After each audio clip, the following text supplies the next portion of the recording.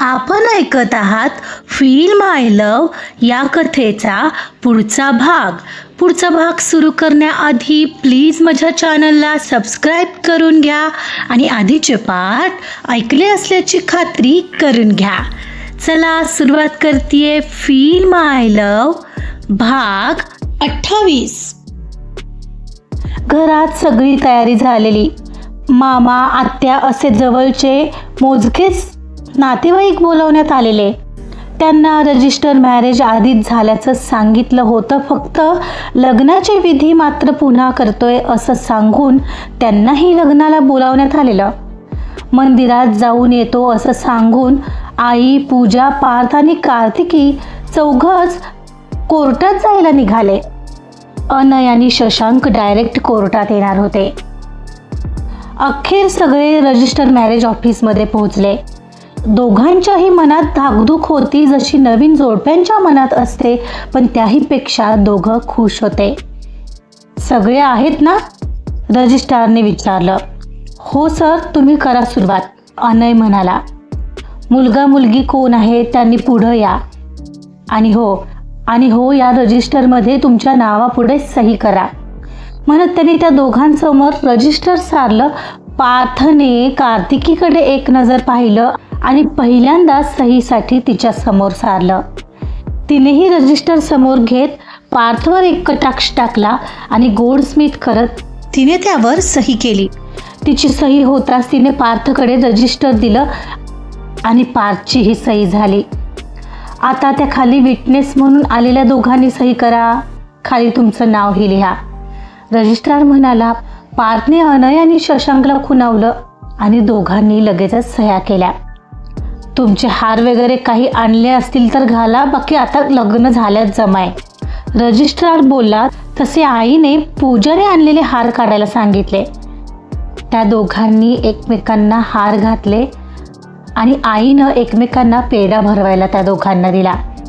चला आता पेढे भरवा एकमेकांना. पार्थ आणि कार्तिकीने एकमेकांना पेढा भरवला आणि पुढच्या क्षणाला तिथे हजर असलेल्या फोटोग्राफरने त्या दोघांचे 2-3 फोटो घेतले. सर्वात शेवटी सर्वांचा एक फोटो घेण्यात आला. मग सगळेच त्या ऑफिस बाहेर आले. शशांक बाहेर येताच पार्थ आणि कार्तिकीला शुभेच्छा देऊ लागला. Happy married life you both. Thank you, दोघंही म्हणाले. हो, माझ्याकडून सुद्धा तुम्हा दोघांना लग्नाच्या खूप खूप शुभेच्छा. अनयनेही शुभेच्छा देऊन टाकल्या. शशांक, अनय, चला ना आता घरी. थोडेफार लग्नाचे विधी देखील करतोय आम्ही घरी, तर चला. सॉरी पार्थ, पण मला निघावं लागेल. आणि हे तुमचं गिफ्ट. असेच खुश राहा एकमेकांसोबत, शशांक म्हणाला. हो थँक्स. चल मग येतो. बाय वहिनी, भेटू नंतर. पार्थ, मलाही निघावं लागेल. अरे आधीच बोलला असतास तर निदान सुट्टी तरी घेतली असती, अनय म्हणाला. सॉरी यार, हे सगळं अचानक ठरलं. बरं, इट्स ओके. तुम्ही दोघं करा एन्जॉय. आणि हे माझ्याकडून सुद्धा छोटंसं गिफ्ट म्हणत त्यानेही एक गिफ्ट दोघांच्या हातात दिलं. थँक्स अनय, पार्थ म्हणाला आणि अनय निघून गेला. अशा प्रकारे अनयही ऑफिसमध्ये निघून गेला आणि हे चौघे पुन्हा माघारी निघाले. जाता जाता एखाद्या मंदिरातून दर्शन घेऊनच घरी जायचा त्यांचा प्लॅन होता. घरी येण्याआधी नेहमीच्या मंदिरात कार थांबवण्यात आली आणि चौघही दर्शनासाठी उतरले. पार्थ आणि कार्तिकी दोघेच पुढे आले होते. मंदिराच्या पहिल्याच पायरीवर पाय ठेवू का नको करत पार्थ अडखळला होता. कार्तिकीनेही पाहिलं. काय झालं, कसला विचार करतोयस? चल ना, कार्तिकी म्हणाली. खरंच सांगायचं तर मंदिरात वगैरे जाण्याची इच्छा नाहीये, पण तुझ्यासाठी येतोय, कारण तुझा विश्वास आहे ना. पार्थ, आता सगळं तू छानच करतोय ना. बघ, तू बरा सुद्धा झालायस. आपलं लग्न होतंय, आणखीन काय हवंय तुला? आहेत, अजूनही खूप गोष्टी आहेत, तुला माहीत आहेत, पण तू विसरली आहेस बहुतेक. पण मी नाही ना विसरू शकत. तिला म्हणत मनात कसलेसे किंतु परंतु घेऊन तोही मंदिराच्या पायऱ्या चढला आणि मंदिरात आला. कार्तिकीकडे लक्ष होतं त्याचं. ती हात जोडून डोळे मिटून तल्लीन झालेली. तिच्या चेहऱ्यावर मोठे समाधानाचे भाव होते. ते पाहूनच त्याला खूप मोठा आनंद होत होता.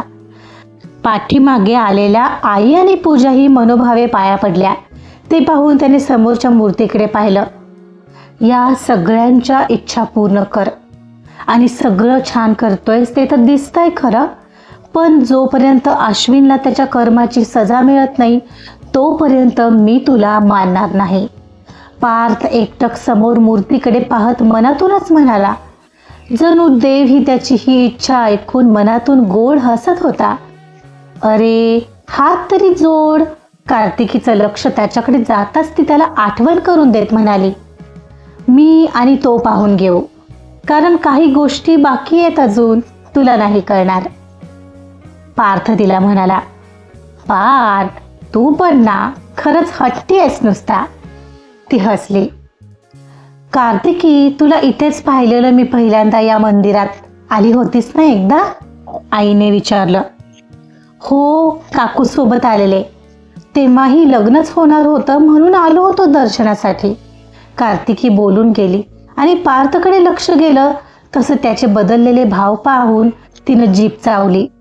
सॉरी. पार्थकडे पाहत ती पुटपुटली. त्याने मात्र उपहासाने मान हलवली आणि हसला. देवाचं दर्शन वगैरे घेऊन थोडा वेळ थांबून सगळेच पुन्हा घरी जायला निघाले. पार्थ आणि कार्तिकी घरी पोहोचले. गेटमधून आत येताच तोच आतमध्ये मंद आवाजात लावलेल्या सनईचे सूर ऐकू येऊ लागले. फार काही डेकोरेशन केलं नव्हतं, पण थोडीफार सजावट होती.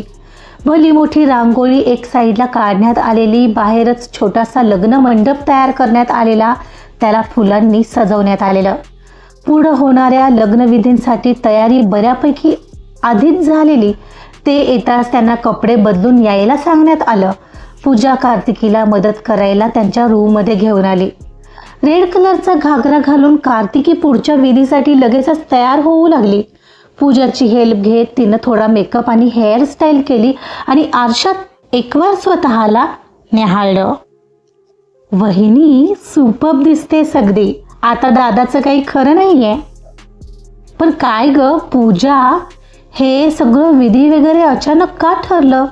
म्हणजे आधी तर असं काहीच ठरलं नव्हतं ना, फक्त सत्यनारायण करणार होतो आपण.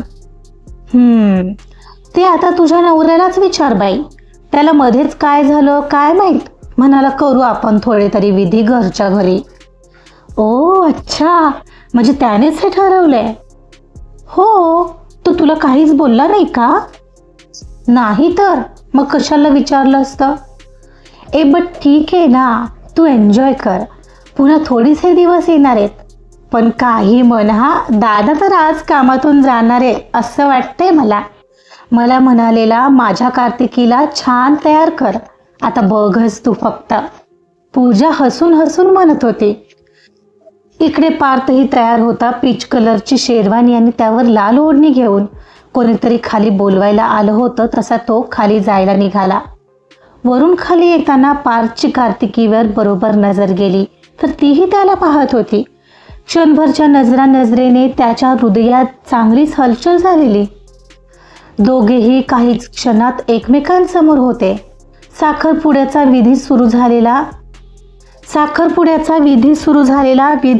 विधी सुरू असताना एकमेकांना होणाऱ्या स्पर्शाने मनात असंख्य लहरी उमटत होत्या. एका पाठोपाठ विधी सुरू होते आणि कार्तिकी आता कुठे केवळ पार्थचा विचार करत होती. झाल्या गेल्या गोष्टींना स्वीकारून मागे टाकायला शिकत होती. तशी तर अश्विनची जागा तिने पार्थला कधीच दिली होती, पण आता फक्त तोच तिच्या आयुष्याचा खरा साथीदार आणि त्याचाच विचार मनात करायचा म्हणून स्वतःला बजावत होती. अधूनमधून कितीही ठरवलं तरी तिची त्याच्याकडे चोरटी नजर जात होती. तर तो किती साधा आणि सरळ असूनही नकळत मनाच्या कोपऱ्यात कसा सामावला गेलाय याचंच तिला आश्चर्य वाटत होतं. ज्याला आपण एक वाईट मुलगा समजत होतो तो किती वेगळा आहे हे आत्तापर्यंतच्या सगळ्या प्रसंगावरून तिच्या लक्षात येत होतं आणि तिला विश्वास देत होतं. अर्थात तिच्या मनात त्याच्याबद्दलचा रिस्पेक्ट आणखीन वाढला होता. साखरपुडा आणि इतर छोटे मोठे विधी झाले आणि आता लग्न लागणार होती. भटजींनी दोघांनाही एकमेकांसमोर पाटावर उभं राहण्यास सांगितलं आणि दोघात अंतरपाठ पकडण्यात आला. मंगलाष्टकं सुरू झाली. अखेर लग्न झाली आणि भटजींनी दोघांना हार घालण्यास सांगितले. तिच्या काकांकडूनच कन्यादान करण्यात आलं, कारण त्यांनाही लग्नाला बोलावण्यात आलेलं. त्यांनी ते तिचं कर्तव्य पार पाडलं. हे सगळे विधी होत असताना घडणारे हे प्रसंग पुन्हा एकदा नव्याने ती पार्थसोबत जगत होती. खरं तर हे पुन्हा एकदा लग्न होणं, पुन्हा एकदा विवाहिता होणं, हे आयुष्य, हे सौभाग्य फक्त पार्थमुळेच तिला मिळत होतं. त्यामुळे त्याच्याबद्दल तिच्या मनात खूप प्रेम भावना होती आणि त्या अनमोल क्षणांना मनात साठवत असताना तिचे डोळेही आपोआप भरून येत होते. सप्तपदी सोबत 7 जन्मासाठी एकमेकांना शपथा देत अखेर पार्थ आणि कार्तिकी सर्वांच्या आशीर्वादाने लग्नबंधनात अडकले. थोडंफार फोटो सेशन झालं आणि मग सगळेच जेवण करण्यासाठी निघून गेले. कार्तिकीचा गृहप्रवेश थाटात करण्यात आला होता. खरं तर तिचा हा गृहप्रवेश केवळ एक औपचारिकता होती, पण पार्थने आईला बजावून सांगितलं होतं की सगळे विधी आणि नव्या नवरीसारखं तिचं स्वागत व्हायला हवं. कारण त्याला तिच्या मनातल्या अश्विनच्या आठवणी कायमच्या पुसून टाकायच्या होत्या आणि तिच्या मनात त्याऐवजी त्यांच्या संसाराच्या नवीन आठवणी निर्माण करायच्या होत्या. जुन्या गोष्टी विसरायच्या असतील तर नवीन गोष्टी घडणं महत्त्वाचं आहे हे पार्थ जाणून होता. म्हणजे तरी ती अश्विनचा विचार करणं कमी करेल हा त्या पाठीमागचा हेतू होता. त्यामुळे तिचा गृहप्रवेशही थाटात झाला. सुनमुख पाहणं, लग्नानंतरचे ते छोटे मोठे खेळ सगळं आई आणि पूजा तिच्यासाठी उत्साहाने पार पाडत होत्या. या सगळ्यामुळे कार्तिकीही खुश होती आणि तिला खुश पाहून पार्थही खुश होता. आजचा सगळा दिवस लग्नाच्या गडबडीत गेला. दोघंही समोर होते, पण आजूबाजूला असणाऱ्या पाहुण्यांमध्ये त्यांचं बोलणं कठीण होतं. रात्रीचं जेवण झालं आणि पूजा कार्तिकीला घेऊन तिच्या रूममध्ये झोपायला आली. मग कसं वाटते वहिनी? खुश आहेस ना आता? भारी झालं नाही लग्न? छोटंसं पण तरीही मस्त.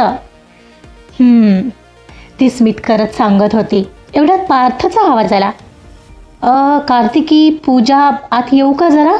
पार्थ पूजाच्या रूममध्ये डोकावलेला. नाही, अजिबात नाही. असं म्हणाले तर येणार नाहीस का? पूजा मस्करी करत म्हणाली. तसा तो आत आला. पूजा, मला जरा कार्तिकीशी बोलायचं आहे. हो का? मग बोल ना, पूजा म्हणाली. अगं, तू जरा खाली जातेस का? खाली बहुतेक आई बोलावत होती तुला. पार्थ असं म्हणाला तसं कार्तिकीला हसू येऊ लागलेलं, कारण तिला कळत होतं तो उगाचच बहाणा बनवतो आहे. नाही, मला कोणी बोलावत नाही आहे. आणि तुझ्या माहितीसाठी तुला तिच्याशी जे काय बोलायचं आहे ते आज माझ्यासमोरच बोलावं लागेल. उद्यापासून ती तुझीच आहे. मग काय, आम्हाला कोण विचारतंय? पण आज तुला ती एकटी मिळणार नाही आहे. आईची सक्त ताकीद आहे तशी, कळलं का? आईची चमची, मला कळतंय ते. मला फक्त तिच्याशी थोडं बोलायचं होतं, पण ते तुझ्यासमोर असं. राहू दे म्हणत तो वळला. कदाचित ती त्याला थांबवेल असं समजून. राहू दे तर राहू दे, मला काय करायचंय? वहिनी, तू झोप आपली. तसंही उद्या तुला पूजेसाठी लवकर उठावं लागणार आहे सकाळी, पूजा तिला म्हणाली. पूजा, तू आता जास्त करतेस. तुला मी बघून घेतो हा उद्या. जा जा जा जा, तुला कोण घाबरते? उद्याही शेवटचा दिवस माझा तुला छळायचा आहेच. तू पैस लाव, बघू ना कोण कोणाला पाहतंय उद्या सुद्धा. पूजा त्याला छळायची एकही संधी सोडत नव्हती. यावर एक वार पूजाकडे रागाने पाहत त्याने त्याची नजर पुढच्या क्षणाला कार्तिकीकडे वळवली. तसं हसू लागणाऱ्या कार्तिकीने तिची नजर खाली वळवली. ही पूजा काही तिच्याशी 2 मिनिटंही बोलू देणार नाही हे समजून अखेर तो त्याच्या रूममध्ये निघून आला. तिच्यासाठी त्याला काही रकमेची एफडी करायची होती आणि ते सगळं त्याला उद्या तिच्या हातात द्यायचं होतं, एक गिफ्ट म्हणून. आणि तिला काही गोष्टी विचारायच्याही होत्या, पण मग त्याने टाळलं. तसंही मग सरप्राईज राहिलं नसतं ते. शेवटी तिच्या पर्सनल डिटेल्स ऑफिसमधून अनयला मिळवायला सांगून त्याने तात्पुरतं भागवून नेलं. पार्थ बेडवर आडवा झाला आणि दिवसभराचा विचार करता कार्तिकीचा आनंदी चेहरा आठवून तो खुश होता. आता तर लग्नही झालं कार्तिकी. उद्यापासून तू माझी होणार. तू खूप साथ दिली आहेस माझी, अगदीच अनपेक्षितपणे. बस आता तुला आनंदात पाहायचंय.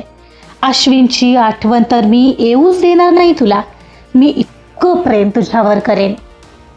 पार्थ मनाशी अनेक गोष्टी ठरवत होता आणि मनातून खूप खुश होता. ती आपली झाल्यात जमा आहे या विचाराने केवळ त्याच्या पोटात फुलपाखरं उडत होती. दुसऱ्या दिवशी पहाटे अलार्मने जाग आली होती. सत्यनारायण पूजा असल्यामुळे पूजानेही अलार्म लावलेला. कार्तिकीला तयार व्हायचं होतं, त्यामुळे तिला उठणंही गरजेचं होतं. आंघोळ वगैरे आवरून ती पूजेसाठी तयार होऊ लागली.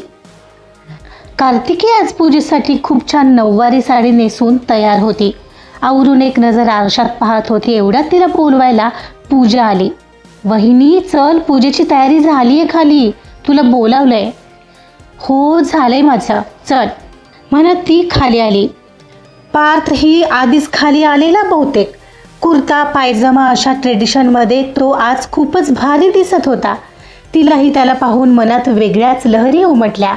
पुन्हा एकदा दोघांची नजरानजर झाली होती आणि तेवढ्या क्षणासाठी का होईना त्यांचा दोघांचाही हार्टबीट स्किप झाल्याशिवाय राहिला नव्हता. तिला पाहताच त्याचा खालचा ओठ आपोआपच दाताखाली दाबला गेला. ती खरंच गोड दिसत होती. आता आपलं काही खरं नाही असं वाटून अस्वस्थ होत त्याने केसातून हात फिरवला आणि नजर चुकवत तो सत्यनारायणाची पूजा मांडली होती तिथं आला. पूजेला अखेर सुरुवात झाली. दिवसभर सत्यनारायण पूजा पाहुणे त्यांच्याशी ओळख होण्यातच निघालेला. तिचं तिच्या फोनकडे लक्षच नव्हतं. अननोन नंबरवरून इतके सारे मिस कॉल आले होते की बस.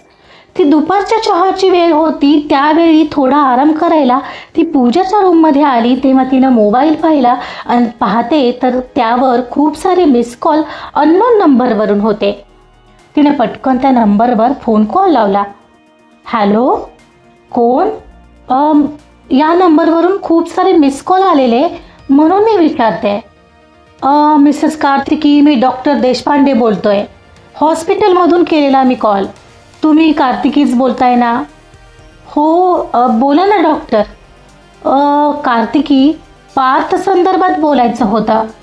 15 दिवसांनी त्यांची सर्जरी आहे, लक्षात आहे ना? हो बरोबर. त्याचं काय झालं? तिने घाबरून विचारलं. काय आहे, जे डॉक्टर US मधून येणार होते त्यांचं येणं अचानकपणे कॅन्सल झालंय. एक इमर्जन्सी केस आली आहे त्यांना तिथं आणि ते ती केस सोडून भारतात येऊ शकत नाही आहेत. काय? पण का? ते असं कसं करू शकतात? काय आहे, ते अमेरिकेच्या राष्ट्राध्यक्षांचे असिस्टंट, त्यांच्या नातेवाईकापैकी कोणी जवळचे पेशंट आहेत. सो ती केस त्यांना घ्यावी लागेल. अहो पण मग आता आम्ही काय करायचं? सगळं आधीच ठरलेलं असताना असं अचानक बदलल्यानंतर आम्ही तरी काय करणार? मग काहीतरी ऑप्शन आहे की नाही? माझं असं सांगणं होतं की तुम्हीच US जाऊन सर्जरी करून घ्या. त्या डॉक्टरांना मी तसं सांगतो. तिथं गेलात तर हे करता येईल. अहो पण फक्त 15 दिवस राहिलेत आणि इतक्यात आम्ही सगळी कशी तयारी करणार आहोत? मीन्स विसा अँड ऑल, ते पुन्हा नाही येऊ शकत का? नाही मिसेस कार्तिकी, काय आहे की ते मोठे डॉक्टर आहेत. त्यांचे प्लॅन आधी ठरलेले असतात.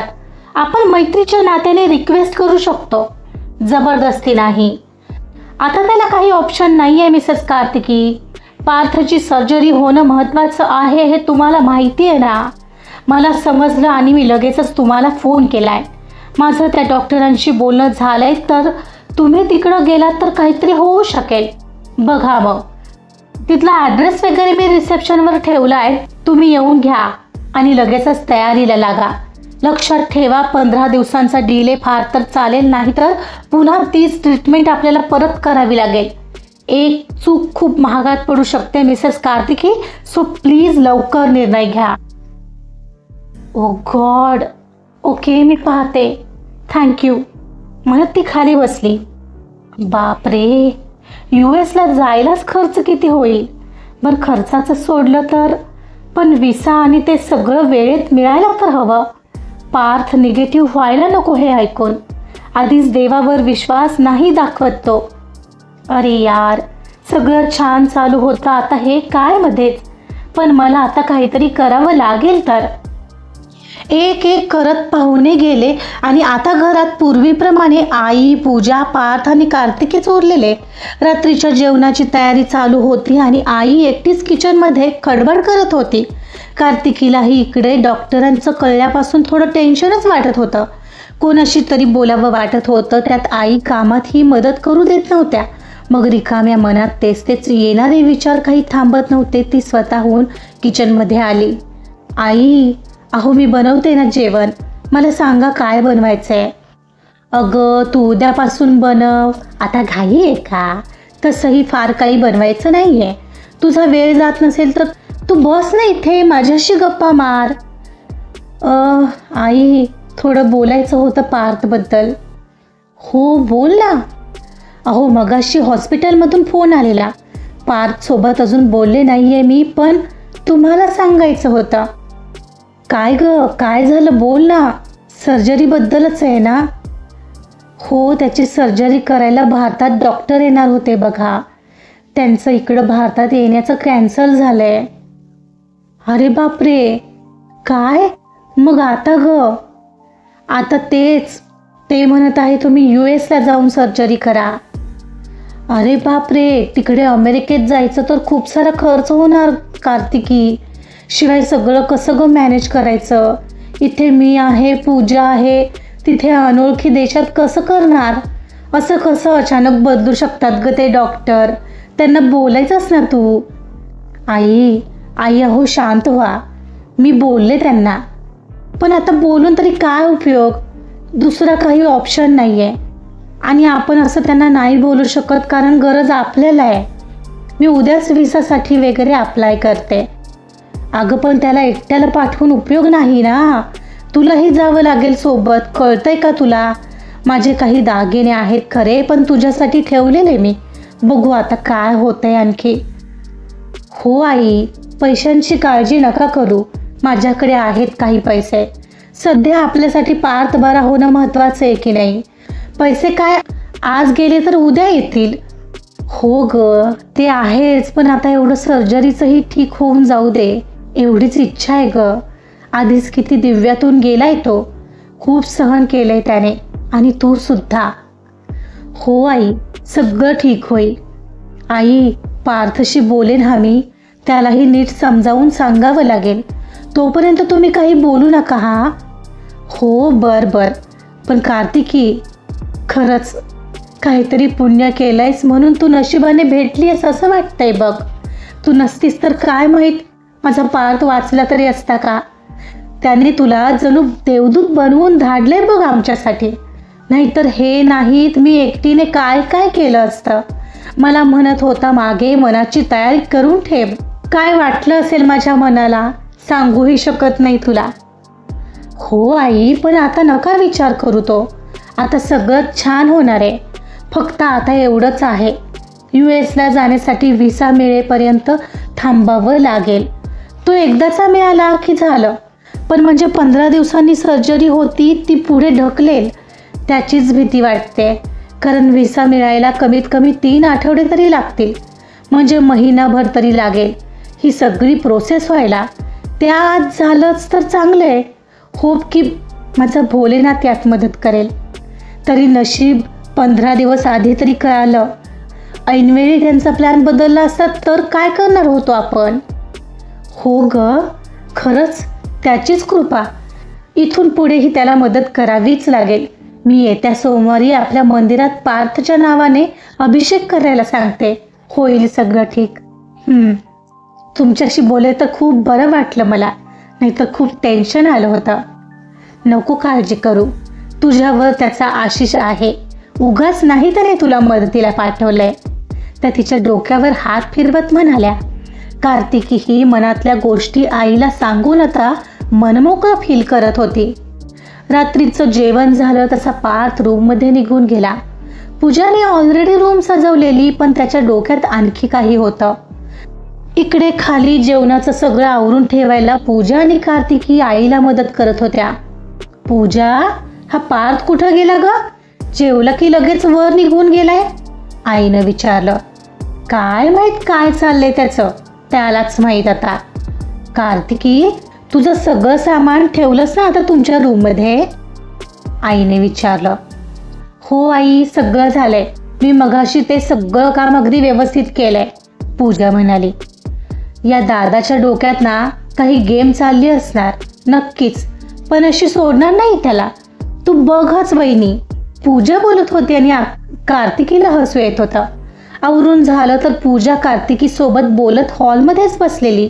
आई किचन आवरून आली आणि तीही त्यांना सामील झाली. काय ग पूजा, गप्पा काय मारत बसलीस तिच्याशी? तिला जाऊ दे की झोपायला. तू थांब ग, बघू दे ना त्याला थोडी वाट. तशीही माझी वसुली राहिली आहे. अगं पण वाजले किती बघ. काही नाही होत, तसंही दोघांना उद्या सुट्टीच आहे, हो ना वहिनी? तिने कार्तिकीला विचारलं. तशी लाजून हसत तिने होकारार्थी मान हलवली. पूजा, तिला जाऊ दे झोपायला. हवं तर त्याला बाहेर बोलाव आणि मग काय करायची ती कर वसुली. मी तर जाते बाबा झोपायला, आज दिवसभर थकून गेलाय जीव, आई म्हणत उठली आणि झोपायला निघाली. वहिनी चल, तू पण जा झोपायला, मी बघते त्याला नंतर. मलाही सुशांतचा फोन येतोय. मला ती फोन उचलून पळाली म्हणताना ती उठली. त्यांच्याच रूममध्ये जायचं होतं, पण आज त्या रूममध्ये जायचं या विचाराने तिचा श्वास जडावत होता. संपूर्ण शरीराला जणू त्या विचारानेच कंप सुटत होता. तशीच जडावलेली पावलं घेऊन ती पार्थच्या रूमजवळ आली. हो नाही करत रूमचं लावलेलं डोर ढकललं तसं ते लगेचच उघडलं गेलं. किंचित उघडलेल्या दरवाजातून तिला बेडवर अंथरलेल्या गुलाबाच्या पाकळ्या आणि बेडच्या मधोमध हार्टशेप बनवत असणारा पार्थ दिसला आणि क्षणभर तिच्या पोटात फुलपाखरं उडाली. त्यानेही दरवाजा उघडला गेला म्हणताना दरवाजाकडे पाहतो तर कार्तिकी आलेली दिसली म्हणताना मागे हात लपवत त्याने बेड दिसणार नाही असा तो उभा राहिला. ते सगळं लपवण्याचा अयशस्वी प्रयत्न तिला थोडं हसूच आलेलं. 5 मिनिटं गॅलरीत थांबतेस प्लीज, तो म्हणाला. त्यावर तिने तिची मान हलवली आणि धडधडणारं हृदय सावरत ती गॅलरीमध्ये निघून आली. तिला अजिबात एक्सपेक्ट नव्हतं तो आतमध्ये असलं काही करत बसला असेल. ते ओझरतं पाहिलेलं बेड आठवून तिच्या स्पंदनांनी उच्चांक गाठलेला. 5 मिनिटं गेली असावीत. त्यानंतर पाठीमागून अलवारपणे गॅलरी ओपन झाल्याचा आवाज आला. तोच आला असणार. तिला मागं न पाहताच त्याच्या चाहुलीने कळालं. तो गॅलरीमध्ये आला आणि तिला पाठीमागून घट्ट कवेत घेतलं. क्षणभर तसाच तिला बिलगून डोळे घट्ट मिटून राहिला. तिनेही त्या क्षणाला डोळे मिटून घेतले आणि त्याचं ते जवळ असणं अनुभवू लागली. कार्तिकी चल ना आत, म्हणत तो तिला हळूच आतमध्ये घेऊन आला आणि त्याने गॅलरी लावली. तिला बेडजवळ आणलं. बस ना, मी आलोच 1 मिनिटात, म्हणत तिला बसायला सांगून तो कपाटाजवळ गेला. तिथून एक लिफाफा काढला ज्यात तिच्यासाठी केलेल्या एफडीचे पेपर होते आणि ते घेऊन तिच्याजवळ येऊन बसत तिला म्हणाला. कार्तिकी, हे माझ्याकडून तुला छोटंसं गिफ्ट. हे काय आहे? तू बघ ना, ओपन करून तर बघ. थोडी कमी रक्कम आहे, पण सध्या एवढीच आहे माझ्याकडे. रक्कम? पण कसली रक्कम? म्हणून तिनं ओपन करून पाहिलं तर तिच्या नावाची 8 लाखाची एफडी. हे काय पार्थ, याची काय गरज? आय मीन मी तुला मदत केली म्हणून तू करतोयस ना हे? अगं असं काही नाही आहे, तो चेहऱ्यावरील भावना लपवत म्हणाला. ओहो, मला माहिती आहे पार्थ, तू असंच केलंस. अरे पण माझं सगळं आता तुझंच आहे ना. गरजेला ते उपयोगी पडणं महत्त्वाचं होतं, सो मी यूज केले ते पैसे. आय नो कार्तिकी, मग जसं तुझं माझं आहे तसंच माझीही प्रत्येक गोष्ट तुझीच आहे ना, सो तू हे घेणार आहेस. ओके बरं, ठेवत आहे. तसंही आता लागणार नाही आहे आपल्याला. ती हसली. तू ठेव ना तुझ्या हातांनी, तुला दिलंय मी. माझं कपाट तू आता यूज करू शकतेस. जा ना, ठेव. ओके आलेच, म्हणून ती कपाट उघडायला आली आणि तिने कपाट उघडून त्यामधला ड्रॉवर उघडला आणि तो लिफाफा त्यात ठेवला. कपाट लावून पाठीमागे वळणार तर तो अगदीच मागे उभा होता. तिला असा पाहत होता की बस, त्याच्या त्या भेदक नजरेत पाहायची हरवायचीही तिला भीती वाटत होती. सगळ्या हवेत एक वेगळीच नशा पसरल्याचा भास होत होता. तो हळूहळू तिच्याकडे सरकत होता आणि ती घाबरून मागे कपाटाला टेकली, जडावलेला श्वास तसाच रोखून. तो आता जरा जास्तच तिच्या जवळ होता. त्याचा गरम श्वास तिच्या मानेजवळ तिला जाणवत होता.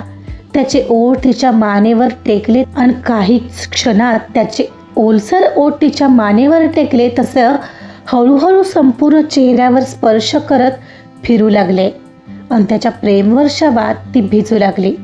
खेमाचा रोखून धरलेला श्वास तिने मोकळा केला आणि ते एकमेकांच्या बेधुंद मिठीत विरघळू लागले.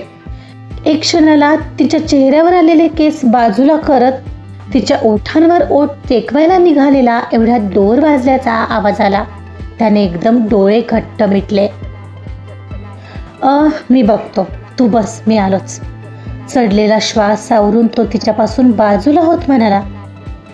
ती बेडवर येऊन बसली आणि पार्थने जाऊन दार उघडलं. पाहतो तर पूजा. तू तू काय करतेस आता इथे? दादा ऐक ना, मला कपाटावर एक बुक ठेवलंय, ते हाताला येत नाहीये, ते काढून हवंय. आत्ता पूजा? किती वाजलेत बघ जरा घड्याळात. 10:30 तर वाजलेत आत्ता. एवढं काय त्यात? ती नॉर्मली म्हणाली.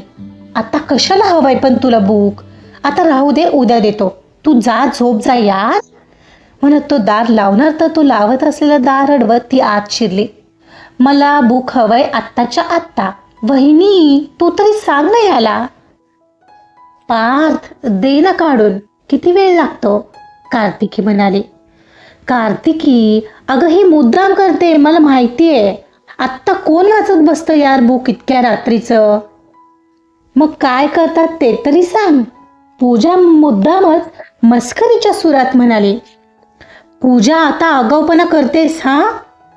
अरे वाचणारे वाचतात, बाकीचे झोपतात, आणखीन काय करणार आहेत असं म्हणते मी. आणि मी कशाला मुद्दाम करू? उद्या मला शिकवायचंय मुलांना. काय यार, कुठे सांग. कपाटावर कशाला ठेवायचं बुक मग लागत होतं तुला तर? तो जरा चिडचिड करत तिच्या रूममध्ये निघून गेला. पूजा मात्र जीभ बाहेर काढत कार्तिकीला डोळा मारून गेली. कार्तिकीला हसूच आलेलं. पार्थ पूजाच्या रूममध्ये आलेला. वर कपाटावर पाहू लागला पण बुक वगैरे तिथं काहीच नव्हतं. खालून चाचपडत पाहत होता पण हाताला काही लागतच नव्हतं. कुठे इथं बुक? बुक तिथं असेल तर सापडेल ना दादा. हा काय वेडे पण नाही पूजा. मग मला कशाला बोलावलेस? आधी पैसे काढ सगळ्या सजावटीचे. अरे हे काय मध्येच? तुला जायचंय ना झोपायला? मग पैसे ठेव हातावर, त्याशिवाय हा दरवाजा उघडणार नाही. अरे यार पूजा, मी काय पैसे घेऊन फिरतोय का? उद्या देतो ना यार. तो डोरकडे जात म्हणाला तर तिनं अडवलं. नाही जमणार, आत्ता हवेत मला. आत्ता दे आणि आत्ता जा. माझा मोबाईलही नाहीये माझ्याकडे, मी उद्या देतो म्हणालो ना यार. मला 10,000 रुपये हवेत आत्ताच्या आत्ता. ती हात पुढे करत म्हणाली. काय? 10,000? आणि एवढे कशाला? हो, तू मुद्दाम तुझ्या रूममध्ये लपून बसलास ना, म्हणून मला असं करावं लागलं. दे आता पटकन. चल, बिचारी वहिनी वाट पाहते. अगं बाई, माझा मोबाईल आतमध्ये पूजा, तू आणू दे, मग मी करतो ट्रान्सफर. ठीक आहे ना, मी आणून देते. तोपर्यंत इथेच थांबायचं. नो चिटिंग म्हणत ती मोबाईल आणायला गेली. ही पूजा पण ना, मनाशीच म्हणत तो तिथेच थांबला. काहीच वेळात पूजा त्याच्या मोबाईल सोबत परतली. पार्थने तिला पैसे ट्रान्सफर केले. हे बघ झालेत, आता जाऊ? ऑफकोर्स म्हणत पूजाने हसत त्याला जाऊ दिला. पार्थने आत येऊन दरवाजा लावला आणि बेडजवळ येत कार्तिकीला म्हणाला. बघ म्हणालो होतो ना, ही पूजा खरंच खूप वाईट आहे. अगं मुद्दाम करत होती. सॉरी हा. मोबाईल ठेवून तो कार्तिकीजवळ येऊन बसला. इट्स ओके पार्थ, एवढं चालतंच ना बहीण भावामध्ये. मला तर भाऊ नाहीये, बट तुमच्या दोघांना पाहून खूप छान वाटतं, ती गोडस्मित करत म्हणाली. क्षणभर तिला न्याहाळत राहिलेला तो तिच्या गालाला हात लावत आणखीन तिच्या जवळ जात तिच्या ओठांवर ओठ टेकवत तिला घेऊन अलगद बेडवर आडवा झाला. आता कोणी नाही असं कधीच नको म्हणू. तुझ्यासोबत प्रत्येक गोष्टीत साथ द्यायला मी असणार आहे. तुला असंच खुश राहायचंय. आय लव्ह यू कार्तिकी, तो म्हणाला आणि तिनेही त्याला डोळे मिचकावले. I love you too Parth, मला नवीन आयुष्य देण्यासाठी. आणि आय लव्ह यू थ्री, माझं आयुष्य बनण्यासाठी म्हणत तो तिच्या ओठांवर उत्कटतेने किस करत हरवू लागला. त्याच्या आत आता पुन्हा वेगळीच धग उठलेली तिला सामावून घेण्यासाठी. तीही त्याच्या त्या उत्कट प्रेमाला हवा तसा प्रतिसाद देत होती. दोघंही वेगळ्याच जगात हरवत होते.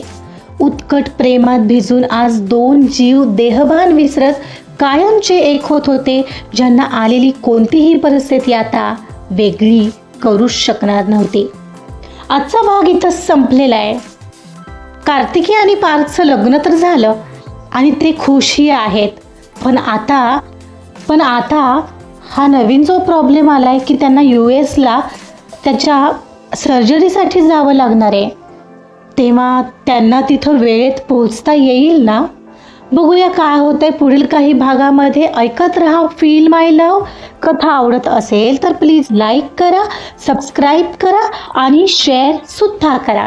Thank you so much.